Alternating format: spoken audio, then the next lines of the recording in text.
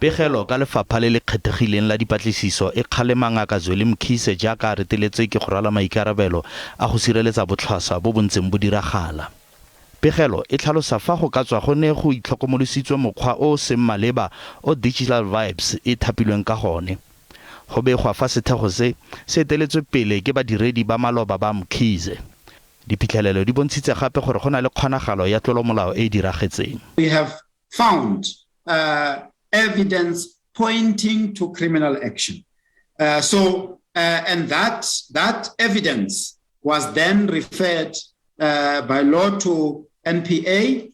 Batho ba le 19 ba isitswe kwa bosekising ba bosetšhaba go neelwa katlholo. SIU e fitlhetse gore kontraka ya Digital Vibes e ne e le tlhwatlhwa godimo ka diranta di le R72 fa go bapiswa le ya balekane nabo ba ba neng ba gaisanela tendara. Go begwa fa Mkhize a fetotse ditshwetso tse di neng di tserwe ke komiti e neng e rebola kontraka le go saenela kopo tekanyetsokabo di le 2 tse di dirilweng ke Digital Vibes go diranta di le R131. SIU e re tsamaiso e maleba e ne e sa latelelwa. Batho ba le 7 mo lefapheng la boitekanelo le batlhankedi ba golwane ba lebagane le dikgato kgalemo. If you look at the extent of the allegations and the corruption which has been unearthed, and sadly, of course, by people who have been entrusted with the responsibility of improving the lives of others. And that is why I continue to characterize this PPE corruption as a crime against humanity.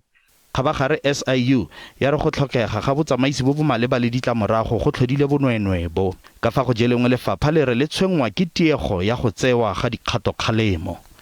Kgetse ka SIU kgatlhano le Digital Vibes le go fitlhelelwa ga diranta di le R141 di tla reetswa kwa kgotlatshekelo e kgethegileng ka le 16 teng mo kgweding eno.